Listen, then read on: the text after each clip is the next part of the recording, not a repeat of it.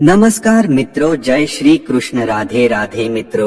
આજે અમે તમને એવી કેટલીક ભૂલો વિશે જણાવીશું કે જે ક્યારે કોઈ દીકરી તેના પિયરમાંથી સાસરે લઈ આવે તો તેના ઘરનો વિનાશ નિશ્ચિત છે. પરંતુ તે પહેલા ચાલો જાણી લઈએ એવી કેટલીક વાસ્તુશાસ્ત્રની ભૂલો વિશે જે જો તમારા ઘરમાં પણ હોય તો તેને તરત જ સુધારી લો, નહીંતર તે તમને ગરીબ બનાવી શકે છે. તેમજ આપના ઘરની આ ભૂલો આપણને અનેક પ્રકારની સમસ્યાઓમાં મૂકી શકે છે. જો આપણે તેના વિશે પહેલાથી જ જાણતા હશું તો જીવનમાં આવનારી સમસ્યાઓથી બચી શકીએ છીએ. વાસ્તુશાસ્ત્ર અનુસાર જો તમે જીવનમાં અપાર ધન અને સુખ ઈચ્છો છો તો આ વિડીયોમાં જણાવેલ બાબતોનું ધ્યાન રાખવું. જણાવેલ ઉપયોગ કરવાથી ઘરમાં ક્યારેય દરિદ્રતા અને ગરીબી નહીં આવે.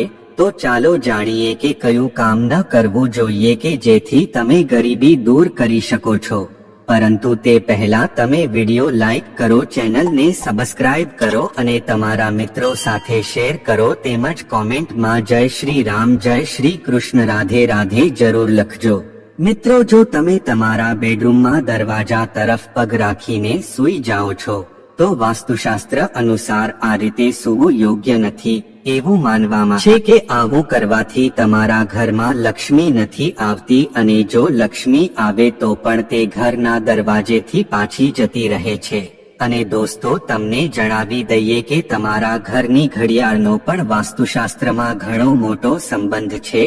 તમારે ઘડિયાળને તમારા માથા નીચે અને તમારા પગની સામે રાખીને સૂવું જોઈએ નહીં.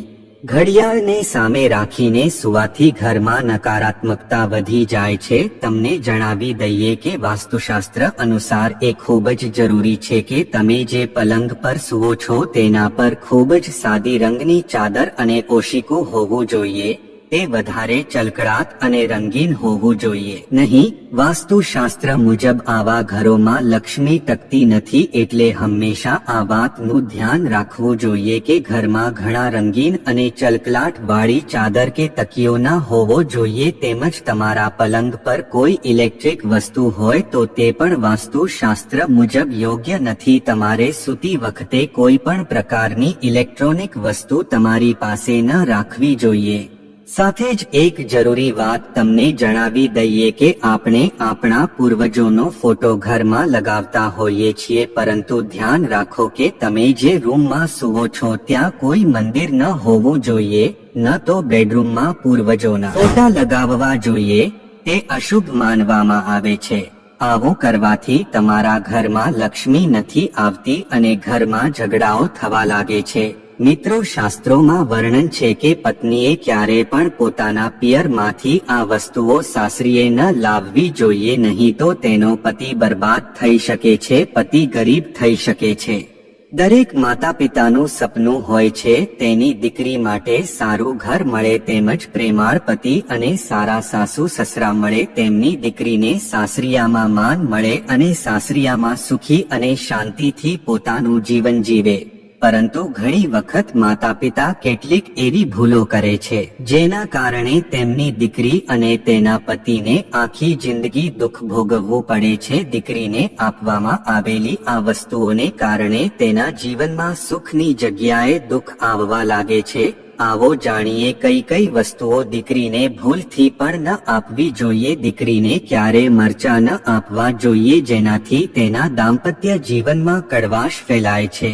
એવું માનવામાં આવે છે કે જો 8 મરચાં દીકરીને આપવામાં આવ્યા હોય તો તેના અને તેના પતિ વચ્ચે ઝઘડાઓ થવા લાગે છે. દીકરીને ફળ કે સૂકો મેવો આપી શકાય છે, તેને શુભ માનવામાં આવે છે. કેટલાક લોકો દીકરીઓને ચૂલો આપે છે પણ દીકરીને ક્યારેય ચૂલો ન આપવો જોઈએ. એવું માનવામાં આવે છે કે તેને ચૂલો આપવાથી તેણે પોતાનો ચૂલો કુટુંબથી અલગ કરી દીધો. ચૂલાને બદલે તમે ઘરને લગતી અન્ય વસ્તુઓ આપી શકો છો. તેમજ દીકરીને ભૂલથી પણ કોઈ ધારદાર વસ્તુ ન આપવી. તેનો અર્થ એ થશે કે તમે તેને સંબંધોમાં તિરાડ પાડી રહ્યા છો અને હા, દીકરીને તમે મીઠાઈ આપી શકો છો, તેમજ અન્ય ખાવા પીવા માટેની વસ્તુ આપી શકો છો, તેમજ દોસ્તો, કોઈ પતિને પોતાના સાસરિયામાં માન સન્માન નથી મળતું કે પત્નીને પોતાના સાસરિયામાં માન સન્માન નથી મળતું, જેના તમે હકદાર છો, તમારા સાસરિયાવાળા તમારી ઇજ્જત નથી કરતા અને તમે આ માન સન્માન મેળવવા માંગો છો, તો તમે આ ખૂબ જ સરળ ઉપાય કરી શકો છો. તમને થોડા દિવસોમાં તેની અસર દેખાશે. તમારા પતિને તમારા ઘરમાં યોગ્ય સન્માન મળશે. દરેક વ્યક્તિ ઈચ્છે છે કે સમાજનો દરેક વ્યક્તિ તેનું સન્માન કરે, જે માન સન્માનનો તે હકદાર છે. ક્યારેક એવું બને છે કે વ્યક્તિની નકારાત્મક ઉર્જાથી યોગ્ય માન સન્માન નથી મળતું. એવી જ રીતે જ્યોતિષ શાસ્ત્રમાં પણ કેટલાક એવા ઉપાય જણાવવામાં આવ્યા છે જેના કારણે વ્યક્તિની તમામ સમસ્યાઓ જેમ કે માન સન્માન, ધન સંપત્તિ અને નોકરી ન મળતી હોય તેવી બધી સમસ્યાઓનો અંત આવે. આ ઉપાયો કરવાથી તમને તેનું પરિણામ તરત જ મળવા લાગશે. તો આવો જાણીએ આ ઉપાયો વિશે મિત્રો. તમારે કબૂતર અને ચકલીને ચોખા અને બાજરીનું મિશ્રણ કરી જરૂર ચણ નાખવું જોઈએ અને તમારે આ બાજરી શુક્રવારના દિવસે ખરીદવી અને શનિવાર એથી રોજ દાણાને આ પક્ષીને આપવા જોઈએ. આમ કરવાથી તમને સમાજ કુટુંબમાં ઘણું નામ અને માન સન્માન મળશે, સાથે જ પૈસા સંબંધિત સમસ્યાઓ પણ દૂર થાય છે. જો તમને નોકરી ન મળી રહી હોય તો તમને નોકરી પણ મળે છે મિત્રો. આશા છે કે તમને વિડીયો ગમ્યો હશે. જો હા તો વિડીયો લાઈક કરો, શેર કરો અને ચેનલને સબસ્ક્રાઇબ કરવાનું ભૂલશો નહીં. અને જો તમને આ વિડીયો વિશે કોઈ પ્રશ્ન હોય તો કોમેન્ટમાં જરૂર લખજો, તેમજ કોમેન્ટમાં જય શ્રી રામ, રાધે કૃષ્ણ જરૂર લખજો. આભાર.